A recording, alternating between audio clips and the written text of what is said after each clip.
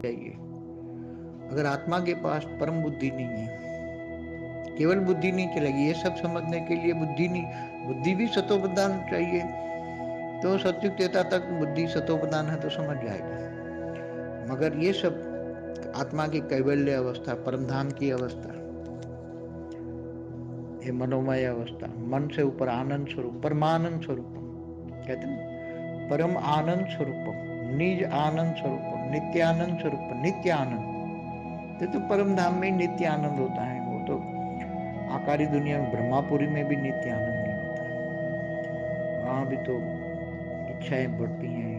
इसलिए कहने का मतलब, जब तक आत्मा त्रिगुणातीत, भावातीत, कर्मातीत नहीं बनती, तब तक ये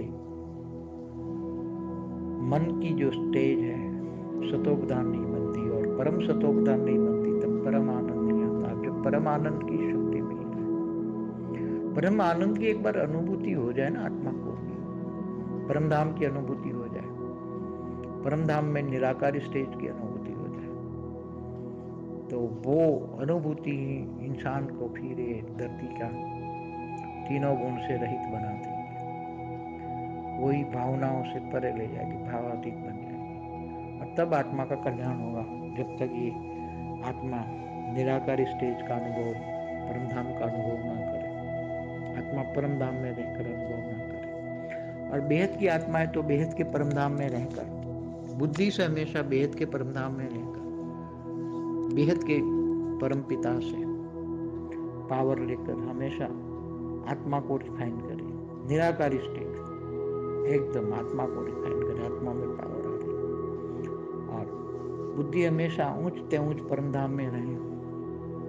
बेहद के परम पिता से प्यार होगा तो पावर आएगा, प्यार ही पावर है, प्यार नहीं है तो पावर नहीं होगा। प्यार कब होगा? जब पूरा ज्ञान आएगा। ज्ञान से बेहद के परम पिता को बेहद के ज्ञान से जानेगी आत्मा है, बेहद के परम पिता बेहद के ज्ञान से ही जाना जाता है।